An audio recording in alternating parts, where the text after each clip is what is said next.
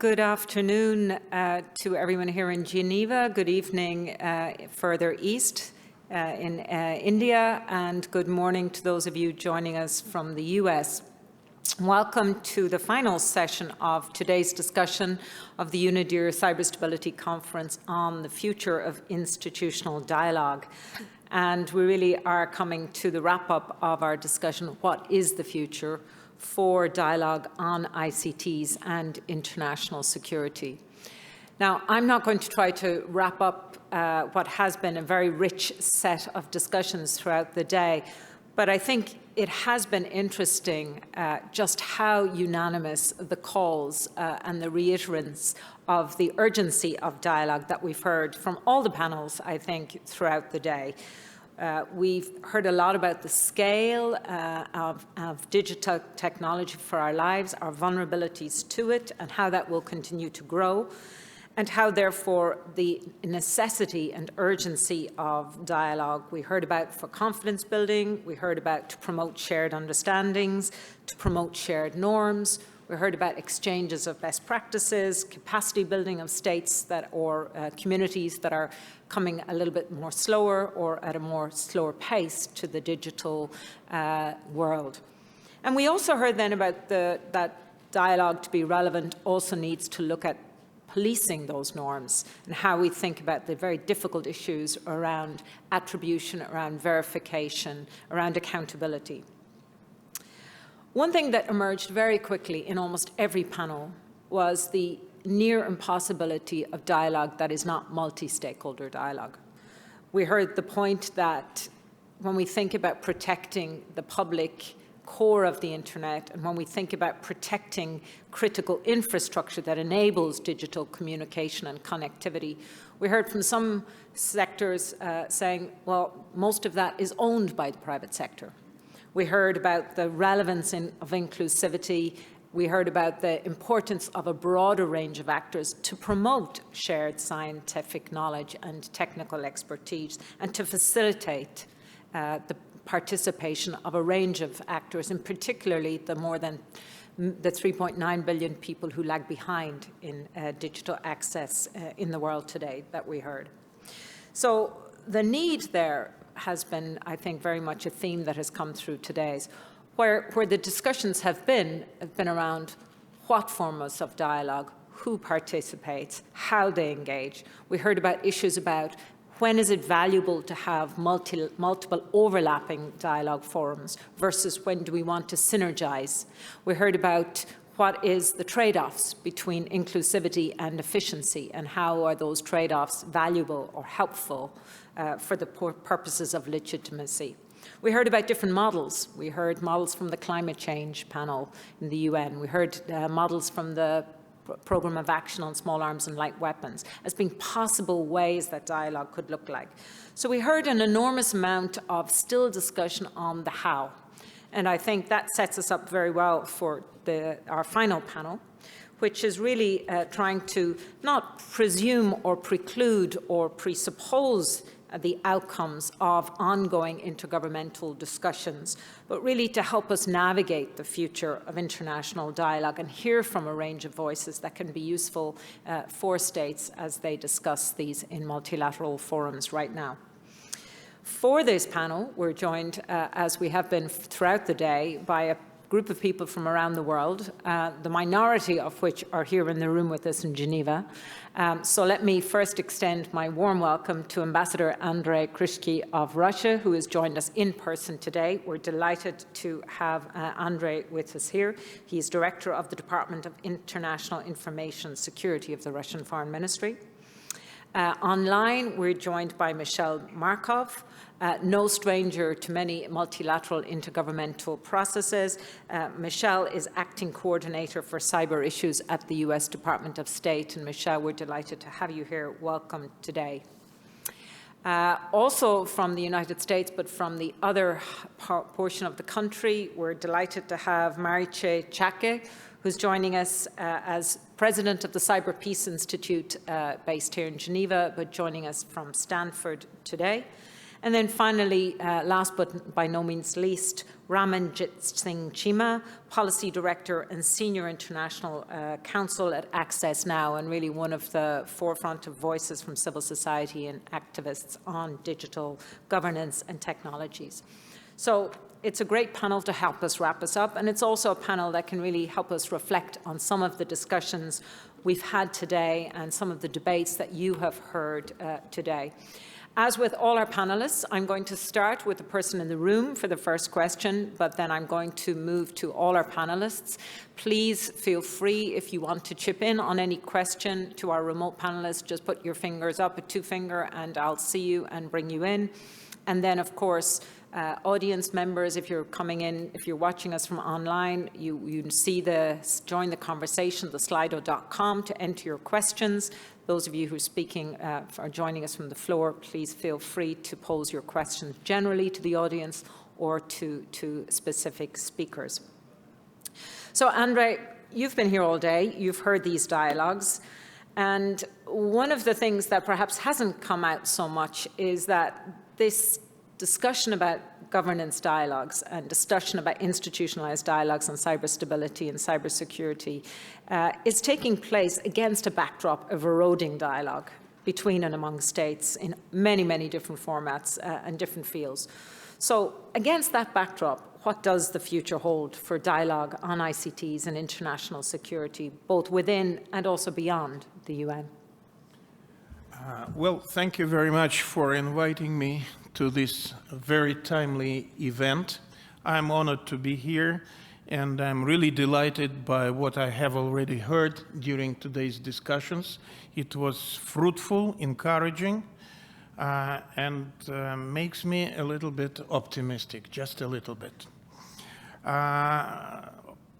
The skillful organization of this event made me put aside my boring and long speech, so I'll try to wrap up my impressions and contribute in this manner to the discussion on how we view the future process of discussing ICT future for the planet.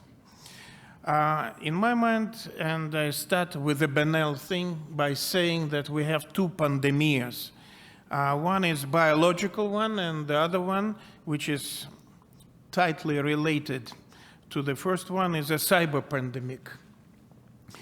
The overall cyber situation deteriorates, and this is a solid conviction of the Russian Federation that the situation does not improve. And because of the two pandemias, the damage by the planet gets up, vulnerability increases, insecurity, be it of private citizens or of states, decreases. So the general impression is very negative. And while saying all this, I'm asking myself recently quite frequently a question: who is to blame for all that?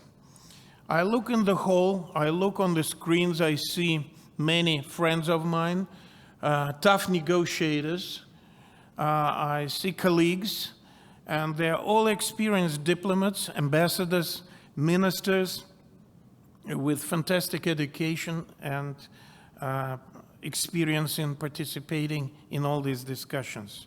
But nevertheless, the result, in my mind, is very doubtful, to put it very diplomatically and mildly. And I can assure you that the current stagnation, if to use this word, in the negotiation atmosphere, in the relevant international discussions, has nothing to do with the lack of diplomatic skills.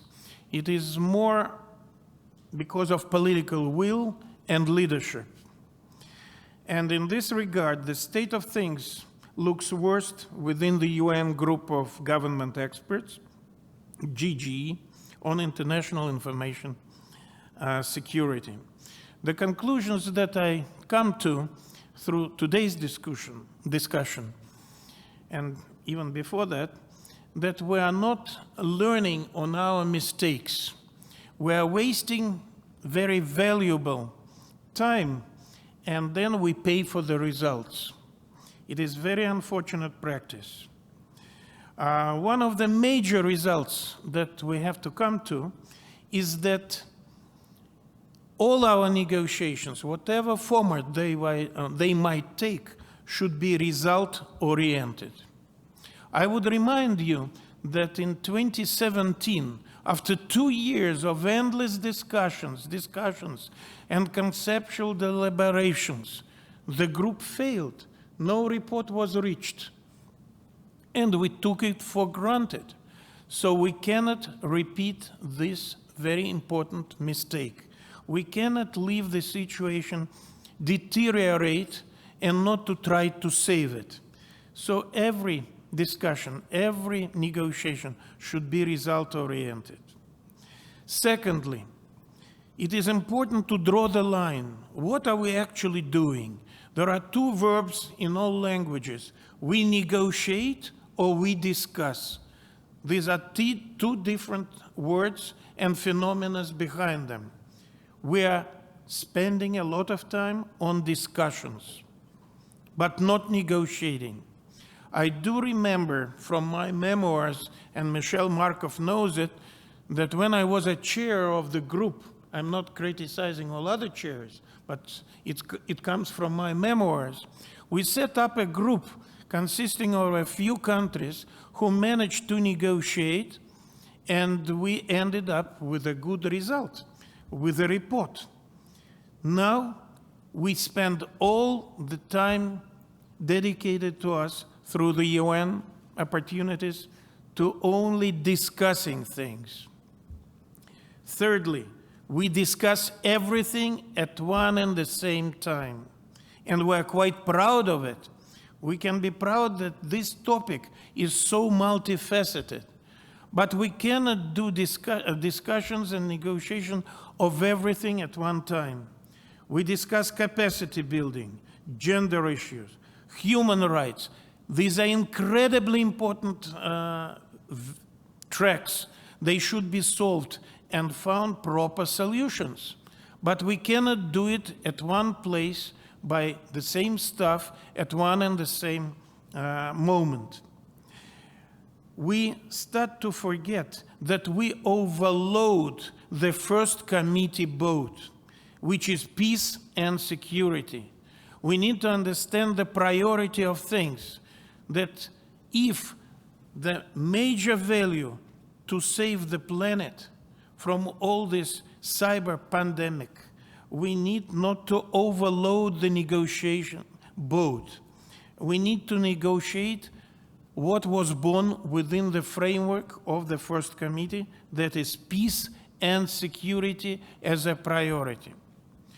On the other hand, I draw it from today's discussions that multi-stakeholder approach is incredibly important. We need to lean on it, but we need to diversify all these tracks and make them adding to each other. In this sense, I would conclude my intervention at this moment that we cannot afford ourselves having two tracks which are discussing one and the same problem. And this structure looks artificial.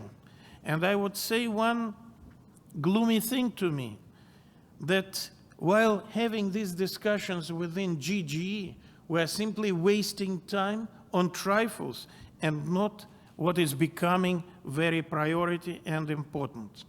I would give only one example. We had a round of virtual consultations just recently, and the impression after 5 days of valuable discussions within GGE brought us to the understanding that we have nothing to discuss but the origins of and reasons behind the recommendations adopted in 2013 behind the reports and recommendations to the General Assembly. So I'm finalizing. It's not about my memoirs or somebody else's memoirs, but we need to move forward. But how can we judge the situation if after 2015, not a single pragmatic proposal was introduced within the UN framework by anyone? So it's quite deplorable, and I think it's time for us to pull together, to pull our strength, to show political will, and to streamline the negotiation process within the UN, and certainly add to it regional aspects, OSCE, and many others.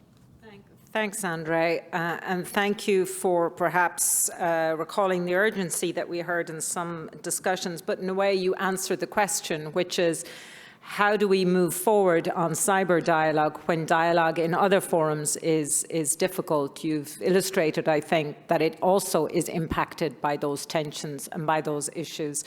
Michelle, I'm going to turn to you now, and in a way I'm going to offer you, do you want to share some thoughts about your perspectives on the future for dialogue on ICTs within and beyond the UN?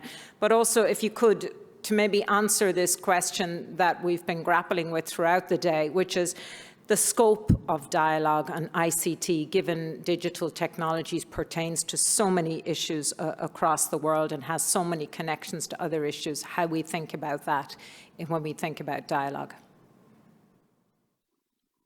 Well, good morning, everybody. Happy to be here. Unfortunately, because most of this conference took place in the middle of the night, I was not privy to the discussions which took place. When I agreed to participate, all I knew at the time was we were going to talk about cyber stability. And then I heard later it's about the future of institutional dialogue. Those things are not necessarily one and the same in my view. Cyber stability and the notion of stability in international affairs and international security affairs is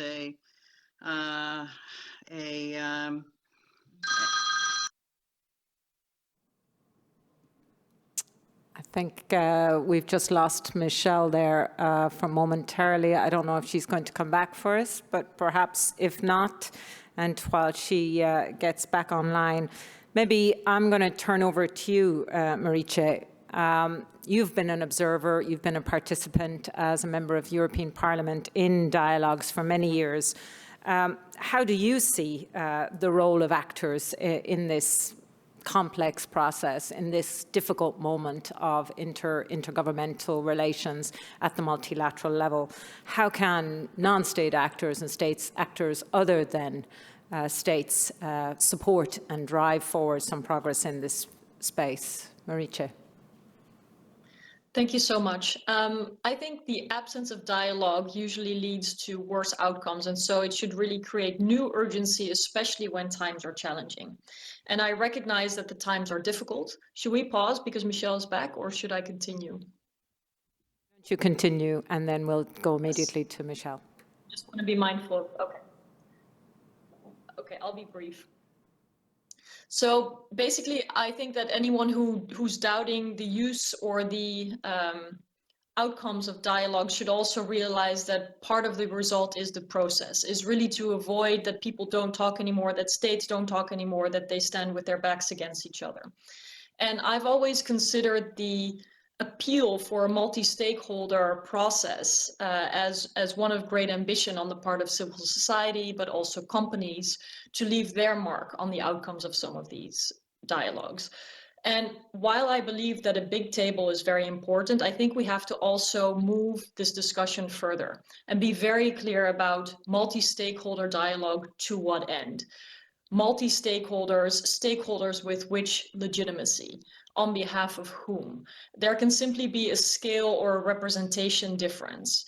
And it's important to be upfront about it. Similarly, I think it's important to be transparent about the objectives of dialogue.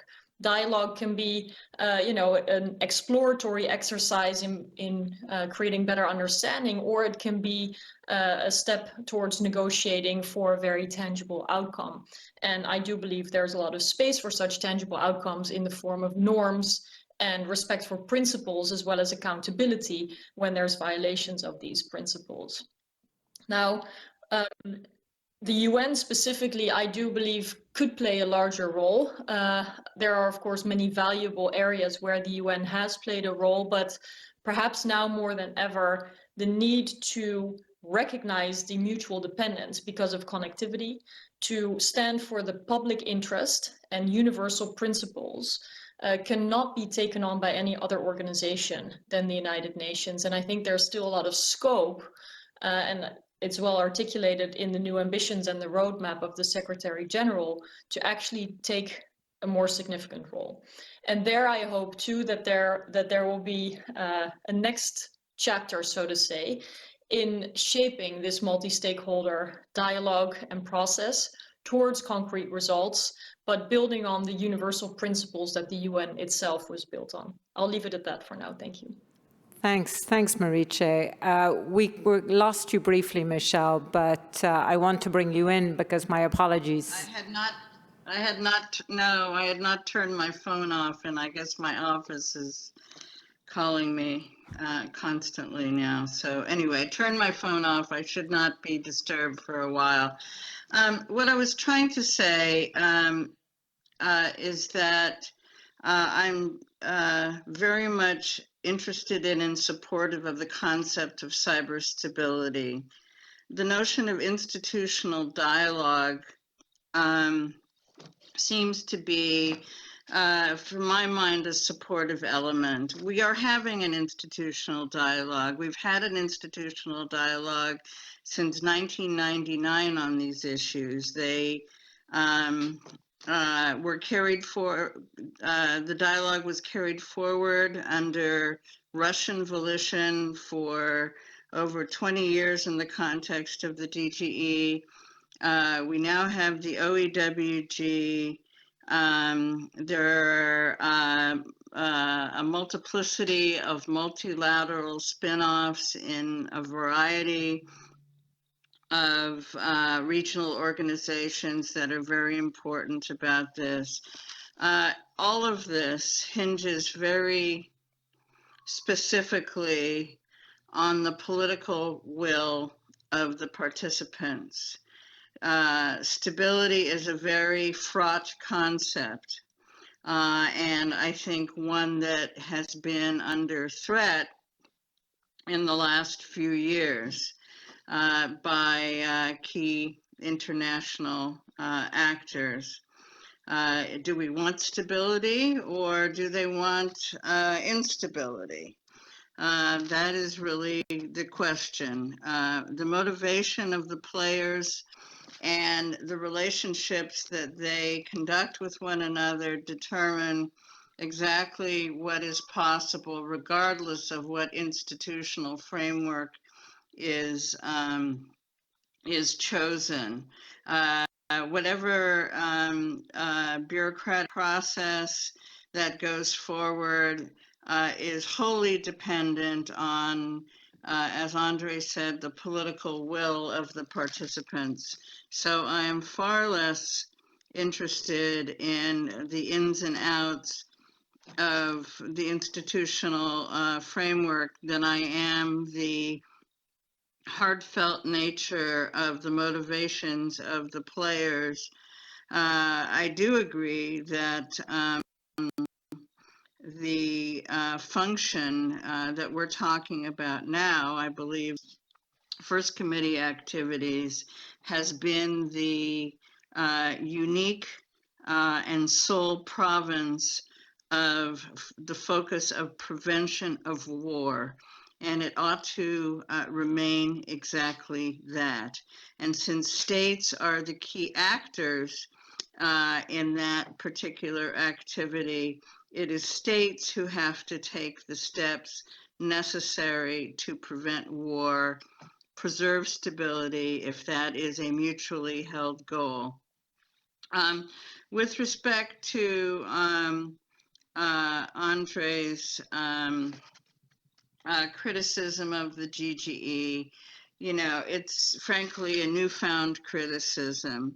The fact of the matter is that until recent years, we have all been joined in the desire to take the work that was done by the countries that over the years have comprised the GGE, and that's over 45 countries, I would underscore, that have participated, and take what was done there and make it understandable and accessible to all member states.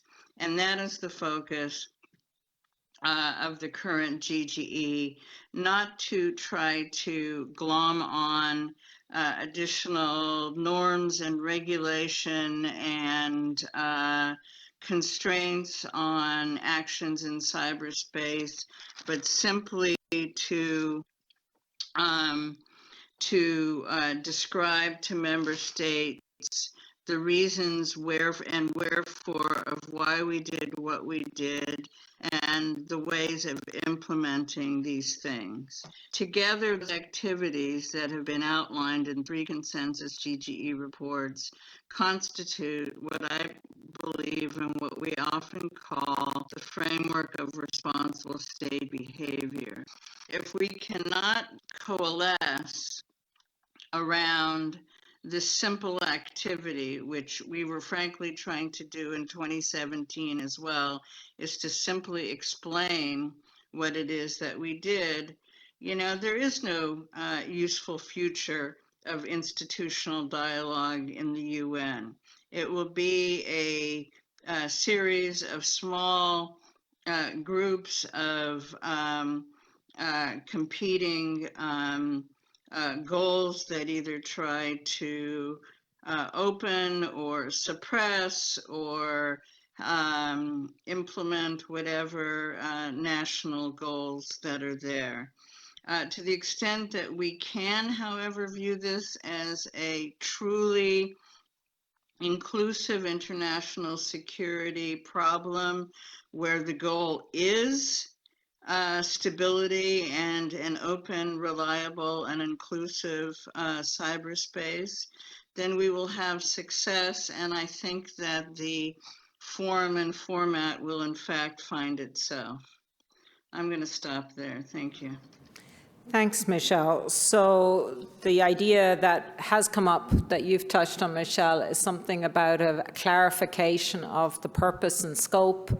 You mentioned responsible state behavior and simple purpose, and that perhaps in that context, the institutional frameworks are less important than the intentions, the motives, the actions, and the behaviors. Raman, I'm going to build on that question to you because it would be interesting to hear your perspective on really whether the institutional framework is less important at a time where we have multilateral, regional, lateral, plurilateral, bilateral, we have multiple dialogues, and there are some concerns that this is good. There are some other concerns that they could become mutually competitive or even result in different sorts of understandings and norms across them. What's your perspective on how can these linkages be facilitated and understood? Thank you so much for that question, Renata. It's an important one.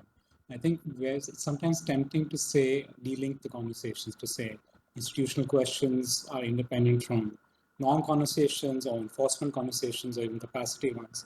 And the reality is that we need to advance all of them, which is sometimes, as Andre said, a hard one, right? You don't want to be engaging on every single point at all points of time. But it's realistically what you face. And where I come to it is, in a sense, from where my organizations comes to these issues. And we are both a provider, in a sense. We work on providing digital security help to users at risk, particularly civil society and journalists globally. And we are also a policy and advocacy actor with interest in ensuring that cybersecurity norms and policy conversations at either the international or regional or even national level don't place human rights at risk. We do come from that perspective. And the reality is having these conversations continue and happen sometimes parallelly, but in a constructive, cohesive manner is critical, because if you don't answer them together, you will face issues. The institutional issues can, for example, fundamentally undermine not just effective norm enforcement and furtherance, but it can actually target actors. You can have conversations at the international level that might seem very useful and productive, but nationally, for example, states or other actors might take those conversations and use them to actually perhaps place people at risk, place human beings at risk in different ways. And my overall view is to, in a sense, which is sometimes surprising to say, I'm actually cautiously optimistic.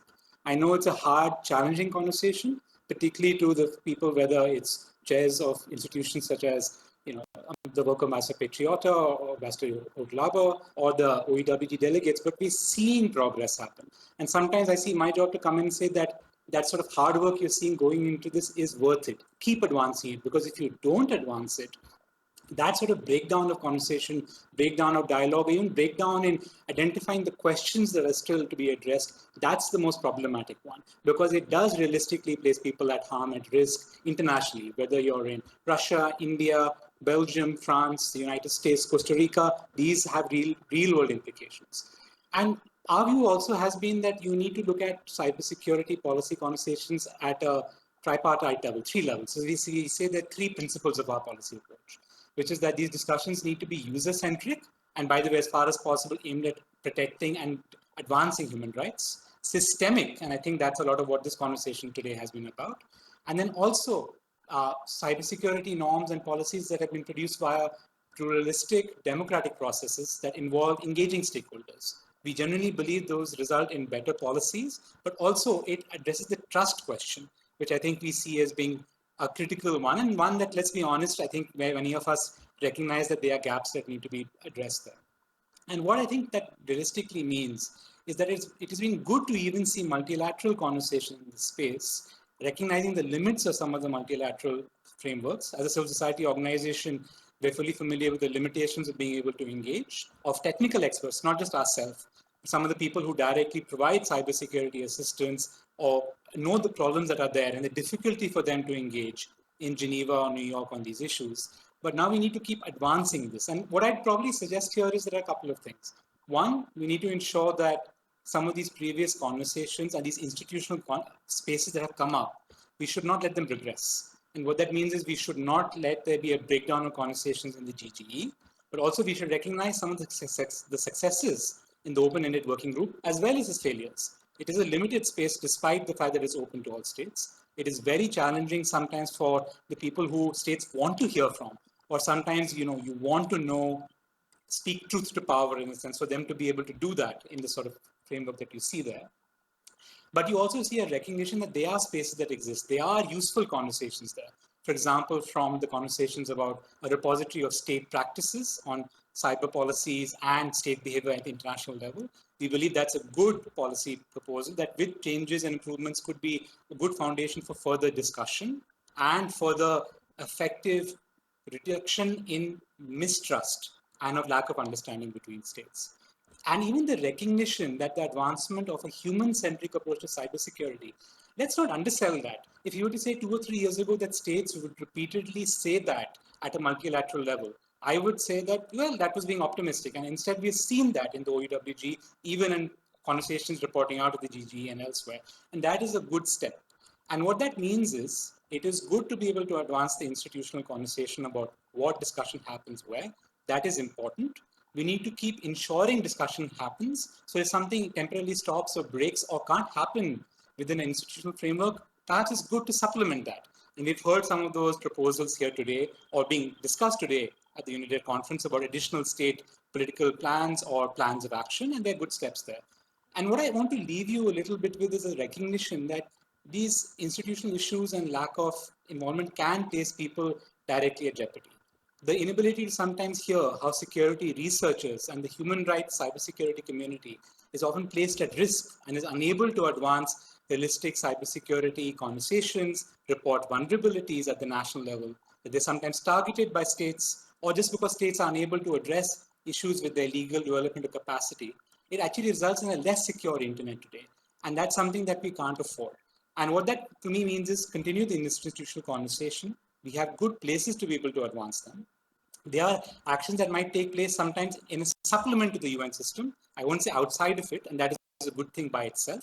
And sometimes we will learn, and we need to work on the depoliticization of these expertise. And the conversations that were had today of learning from the climate change space, of having continuous expertise, either in formal mechanisms or informal ways for them to share it, and recognizing that that is not a replacement for political decisions between states, but a useful continuous source of resources to them, is an important step. So that's where I come from to this conversation.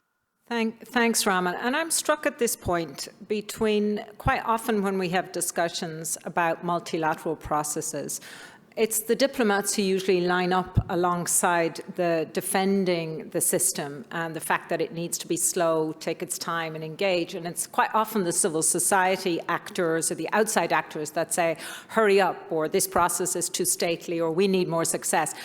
Today we're hearing from 4 panelists where the 2 members outside government, civil society, Raman or Maricha, I'd say non-state actors more broadly, you're both arguing in favour of continuing these processes. You're saying they're better than not going forward. You both address the security risks if they don't happen. You talk about how they're taking time, but they can progress towards common understandings. There can be good emergence. You talk about building trust, and you talk about, you didn't say the word term, but strategic patience. So I'm going to offer Michelle and Andre an opportunity to add on to that as to how that responds to you or how that engages you. Because in a way, and it's one of our questions from one of our audiences, from Christian from Canada, Andre, you're saying nothing good has come from these multilateral processes from the UN, or you're saying they're very slow since 2015. But Russia itself was one of the proponents of the establishment of the open-ended working group. We've had a panel on digital cooperation. We have, Maricha mentioned it, we have a Secretary General's roadmap on digital cooperation. It was a key theme at last week's General Assembly. So are we saying that these processes aren't working? Are we saying that the open-ended working group is not achieving its goals? I'm not saying that this process is not working, but we need to streamline these processes to make them more effective.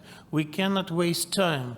For many hours, if not days, we negotiated with Michelle one of the aspects of where to take the ball to. And Michelle was trying to prove the point to me, saying that arms control treaties are not applicable in this field. I argued for a long time this point, but finally we understood that legal formats develop in a more delayed space than technology. And finally, we ended up by an agreement, by achieving 3 intergovernmental agreements between the United States and Russia on confidence building. And these are very useful agreements because they make us explain all suspicious moments in our politics if we notice them. So it means that we need to be more concentrated, not exactly on the form, but on the essence of what we need to achieve. If the United States and Russia could, in those times, achieve more stability in their bilateral relations, while all other states cannot use the same example and spread it on the rest of the planet. So we need to stabilize the overall situation, but not to make it a privilege of the few countries in this sphere. And making use of this opportunity, I want to say that with all having been said about the format, I'm making use of this opportunity to say that we're introducing, tabling quite shortly, a new resolution in the United Nations First Committee, which would provide for a new institutional format to continue these discussions, but make this format more predictable. And as all-inclusive as it used to be. And it would be very important to continue these discussions under the auspice of the United Nations with all those who wish to participate, but not to duplicate it through other formats which would bring us to raising many questions and duplicate our diplomatic activity. Thank you. Michelle, would you like to respond either to Andre's question there about the need to streamline processes, or the question of is jaw better than war, and some form of dialogue, even in difficult times, essential? Well, I don't think anybody is contesting the notion that dialogue isn't important. My point was that we're having lots of dialogue, and we have made lots of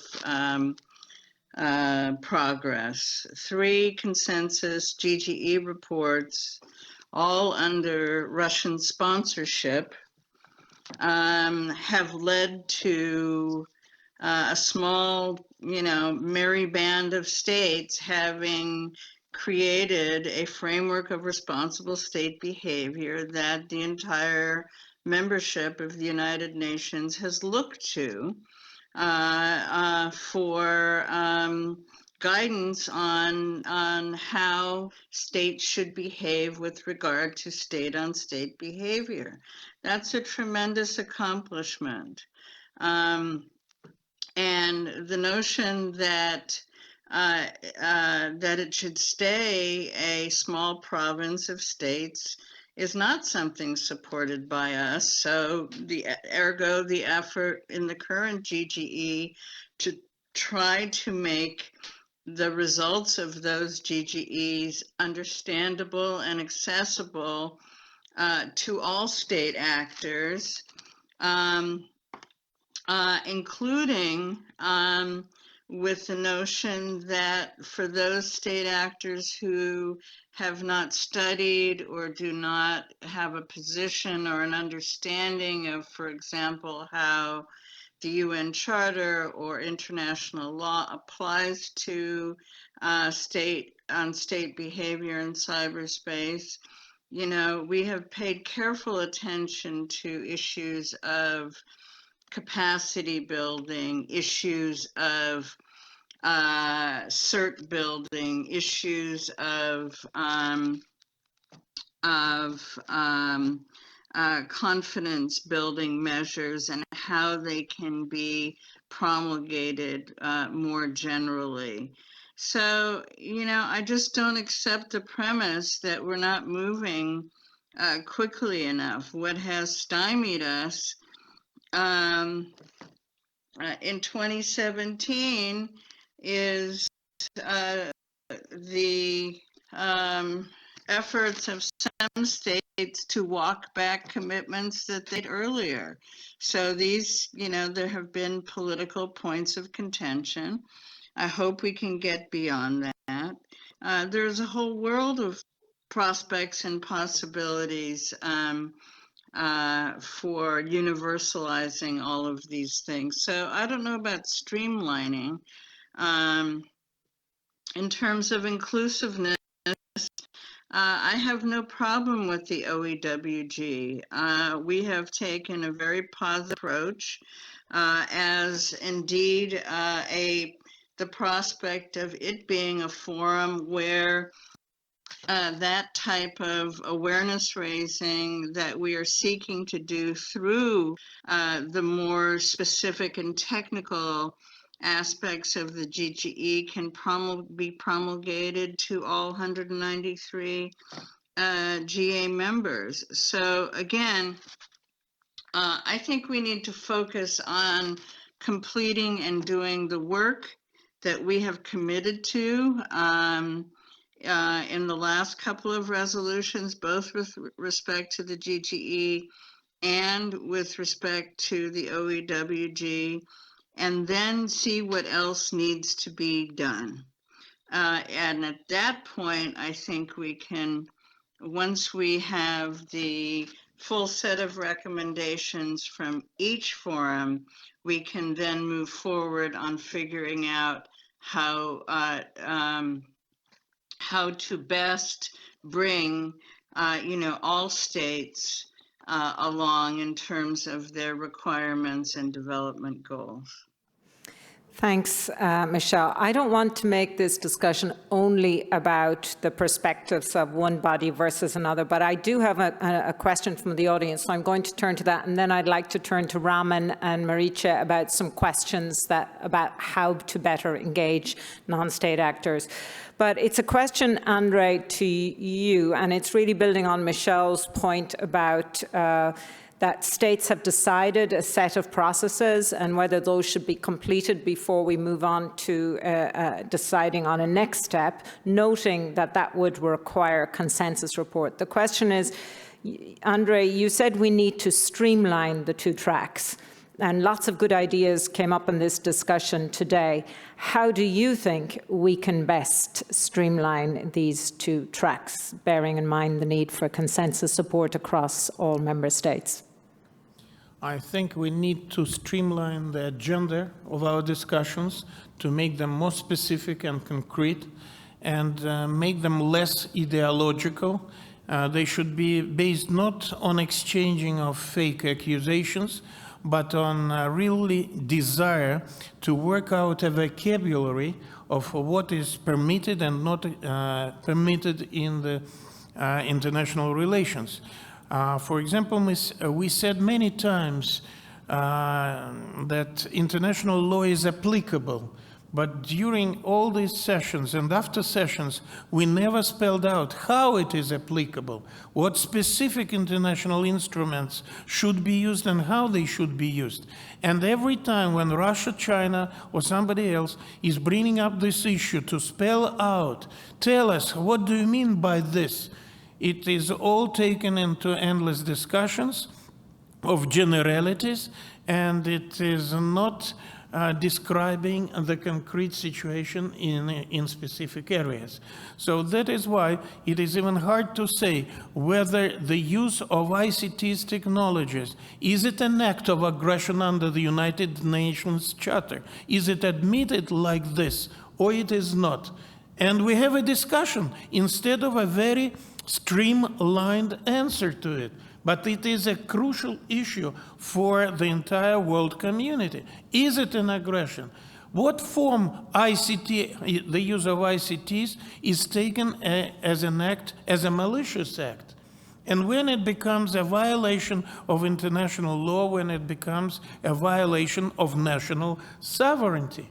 So these are very important things that should be discussed in a concrete way, but not in an abstract. If I may, are you suggesting, therefore, that the streamlining of member state dialogue should be around the question of the applicability of international law? It goes without saying. It's one of the key issues. Okay. I think that will prompt a few questions. But while I do, I'm going to let turn perhaps, I see from Michelle a two-finger, but then I'll turn to Raman and Maricha about the role of non-state actors in helping us get to the how that Andre rightly pointed out is often left very broad. Michelle, two-finger to you. Well, the answer is I don't want to get into with Andre into a fighting match at this particular point, but what he said is absolutely not true. As a matter of fact, the resolution that called for the current GGE has made provisions for an annex which invites all GGE states to submit their specific views in detail about how international law applies and to cyberspace.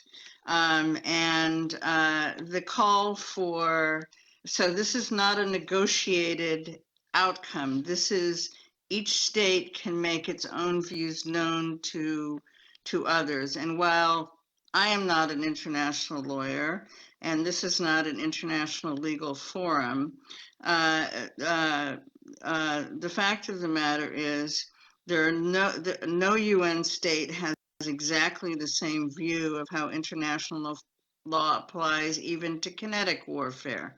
So what is important is not so much that we agree on exactly every single dot and I on how international law applies, but we have a mutual understanding of how each of us sees it applying.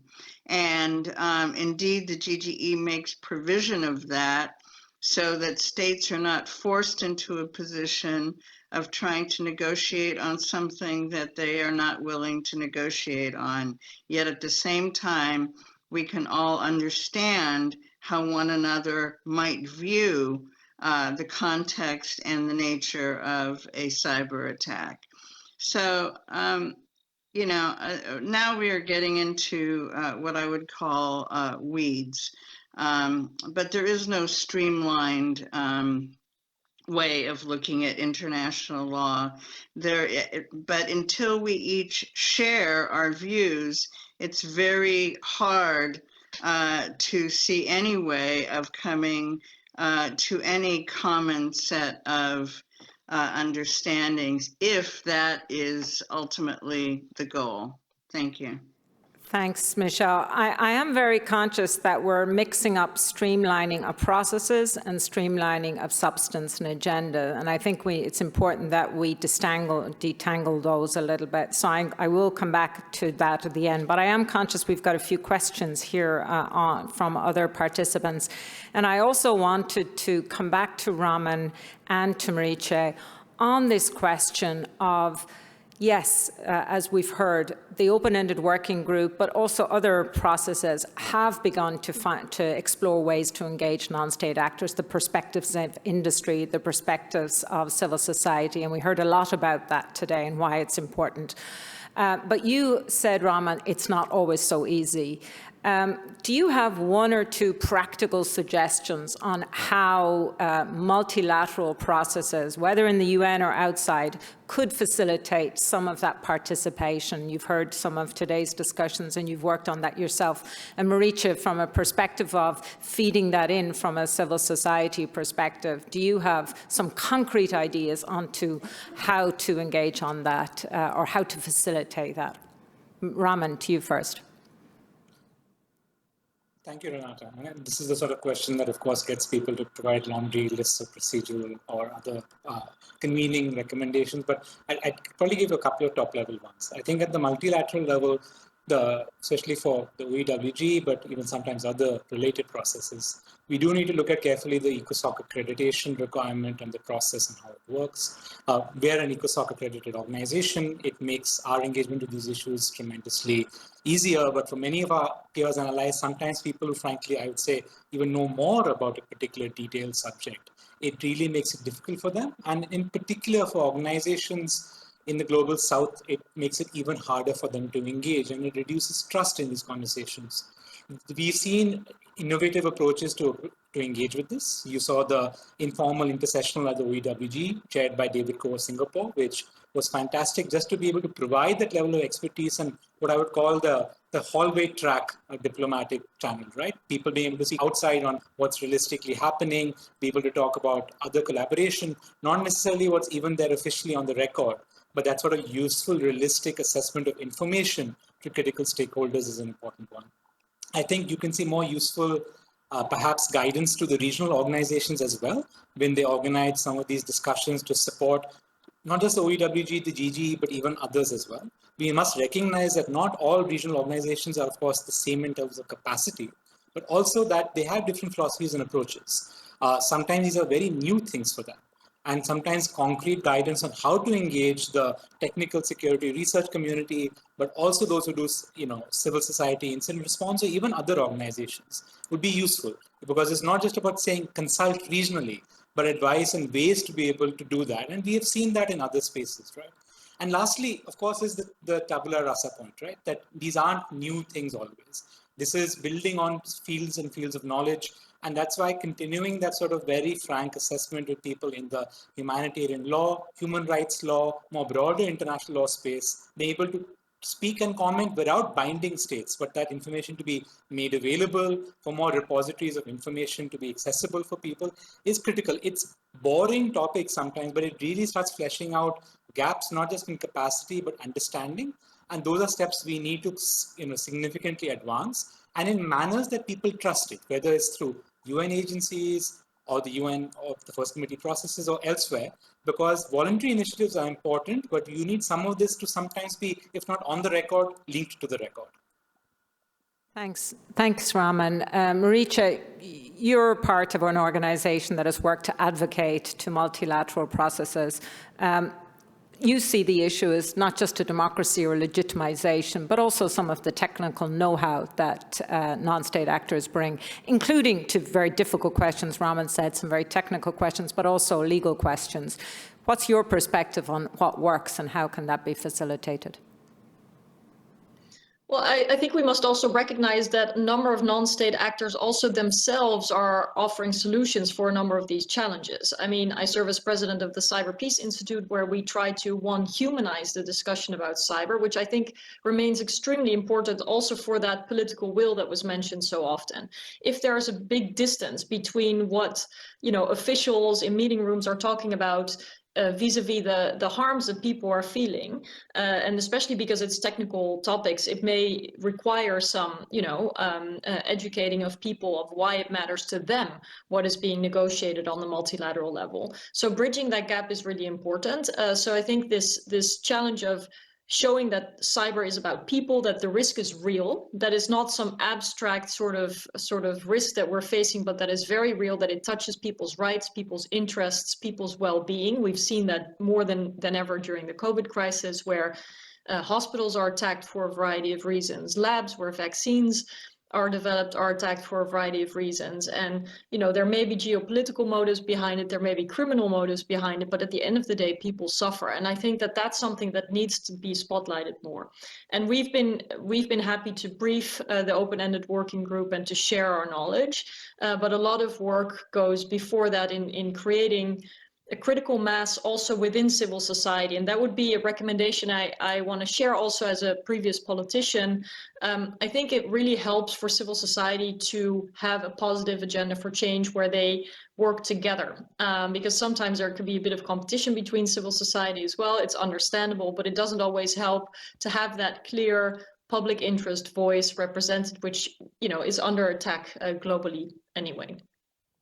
And then maybe one more example I'll mention from the Global Commission on the Stability of Cyberspace, where we in many ways tried to go through an exercise involving multi-stakeholder representation and cracking some of these very, very difficult challenges that are on the table at the United Nations and elsewhere, by having people from completely different backgrounds, but with one shared objective, which is really to say, how can we push this discussion forward?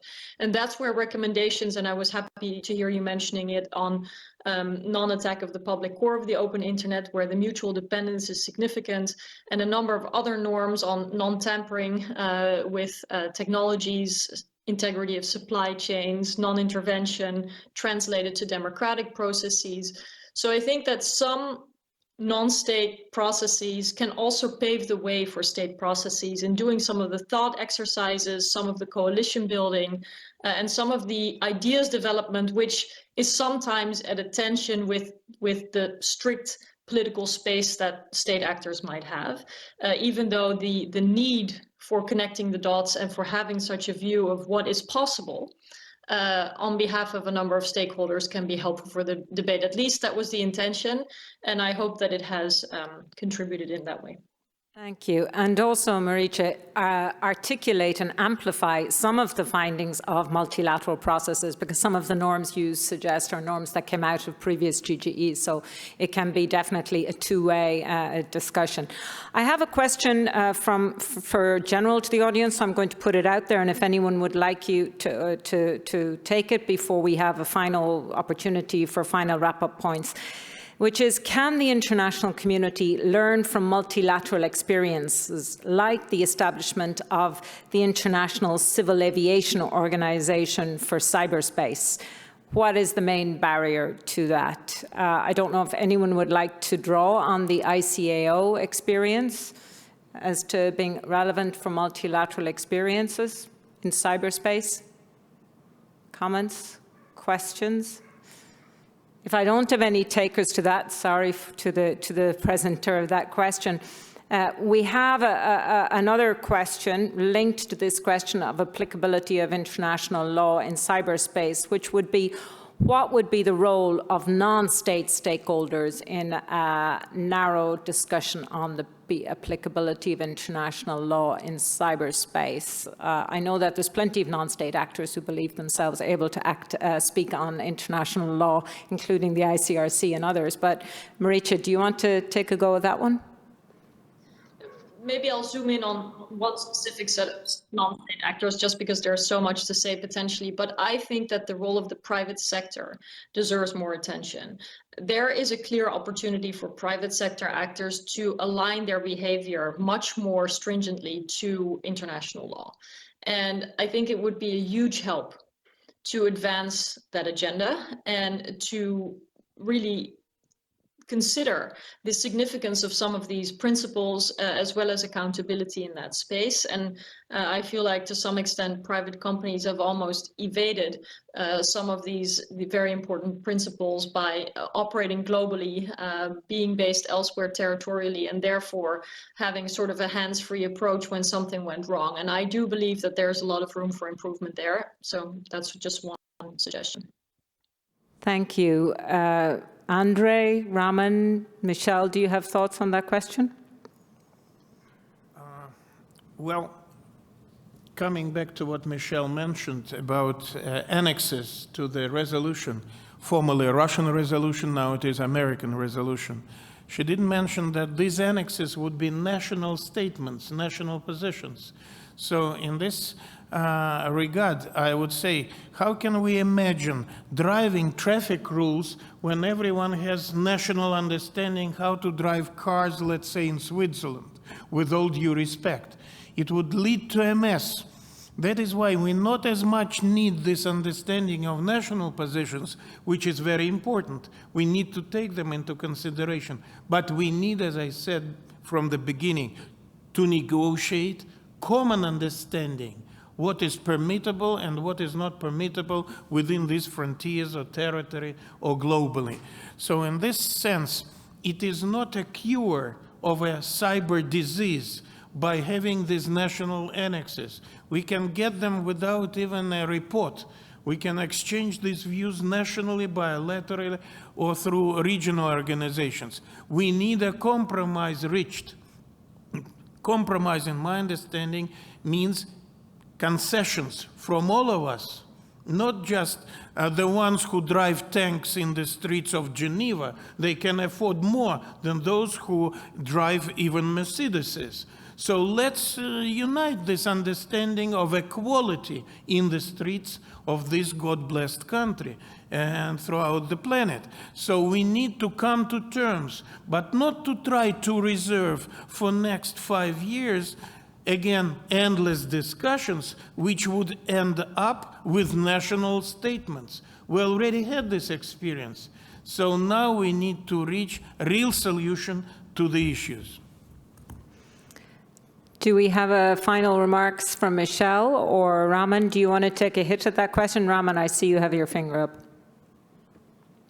I think the corporate responsibility point is an important one. And again, we've seen so much progress on that within the UN system itself.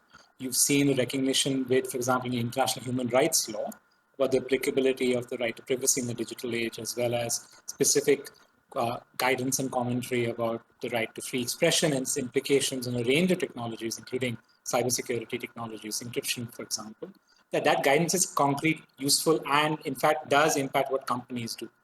So that is an important thing to note, that even if states may disagree or sometimes there may be points about more steps that can be taken, it's resulting in real world change those norms and statements and agreements in the General Assembly are things that I can say my organization, colleagues across the world, many others every day are using to drive more corporate accountability and change. And I think, just to build on what Marietje said as well, we sometimes give companies too much of a wide space here. There's accountability. There's just even the public conversation around, I won't say even ethical responsibility, but how are you actually implementing and advancing international law standards in this space? And we've seen it in a range of other business activities.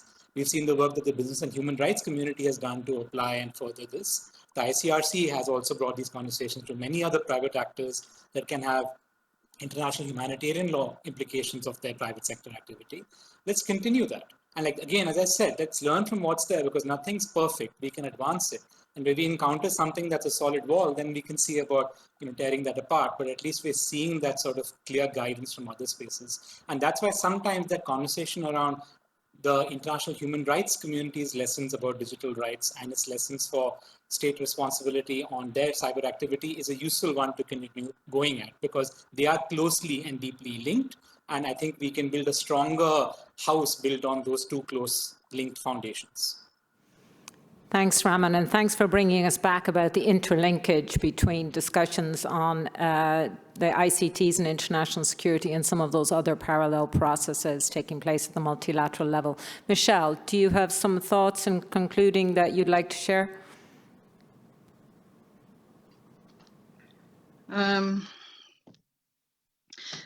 Simply a plea for rational progress on these issues. We've spent 23 years now going down this road, and I think it's been very successful. Nothing happens overnight, and we need to keep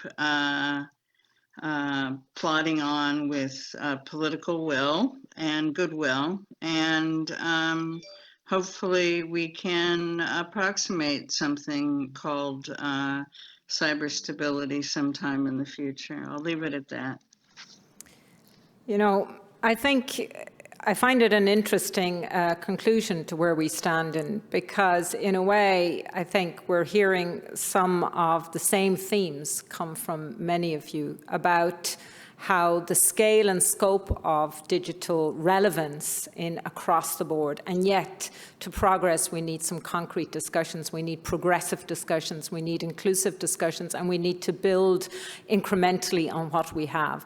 And that balance between the scale of the challenge and the way that diplomacy and multilateral agreements work, I think there is some tension there that we're hearing. I think we heard a lot today about institutional dialogue requires design.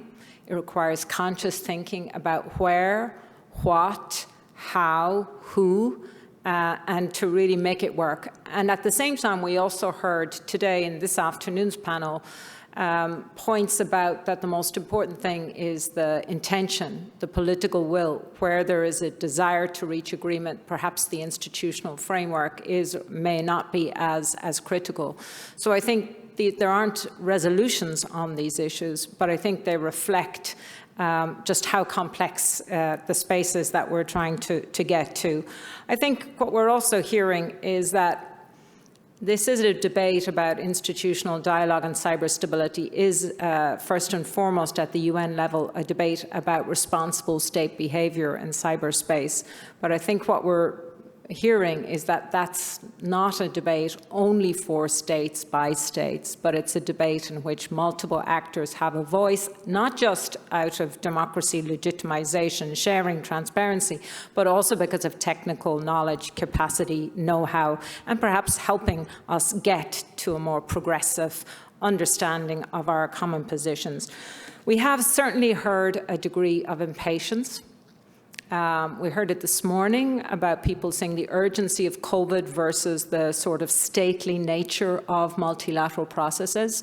We heard it today with the notion of many times when we resume a dialogue, we rehearse and admire the problem of previous dialogues. And so how do we build on that sufficiently? We heard a quote from one of our colleagues today in the debate on inclusivity. If you walk alone, you walk faster, but if you walk together, you walk further. And so I think that's some real tension that has to find a balance, that we don't have any easy answers for as we go forward on the future of institutional dialogue. What I did hear, though, is certainly robust and optimistic prospects for the future of dialogue on cyber stability and security, not just necessarily because we have no choice, but also because there are some real learning and growing of the common understandings and language, and the participation of a lot of other actors, and the learning perhaps that we're doing from that, including on states' best practices and capacities.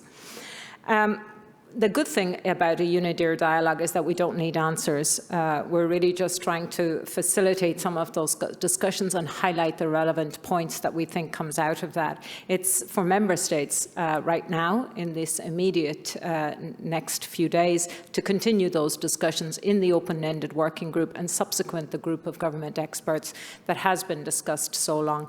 I would just note that these two initiatives were born together.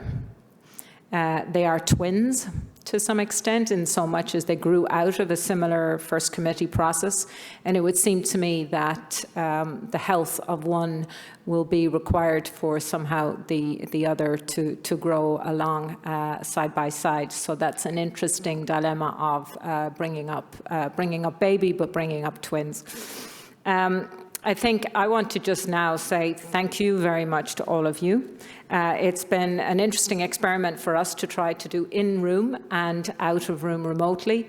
So I'm really grateful to those of you, and particularly those of you who followed us throughout the day from afar. It's much harder when you don't have the coffee breaks and the lunches and the cookies. But thank you for joining us. I'd like to particularly thank those who joined us in person and for braving this current strange world that we find ourselves in. So thank you for joining us today. There is a feedback form. Please do share it out, fill it in, give us your thoughts, what works well, what we can do better. We very much rely on building as we get better to you on this. And then as we go forward, institutional dialogue is something that is at the heart of the sorts of issues that UNIDIR runs. We are an institution and we have dialogue all the time. So do please come to some of our continuing discussions about different aspects of cyber stability, security, and indeed other issues. So I'm just going to end saying thank you, particularly thank you to the team, to the SecTech program for all the hard work they've put into this, Giacomo and Andy and Alicia and the team, Arthur. Thank you to everyone, and safe travels to wherever you are, and good night, everybody. Thank you very much.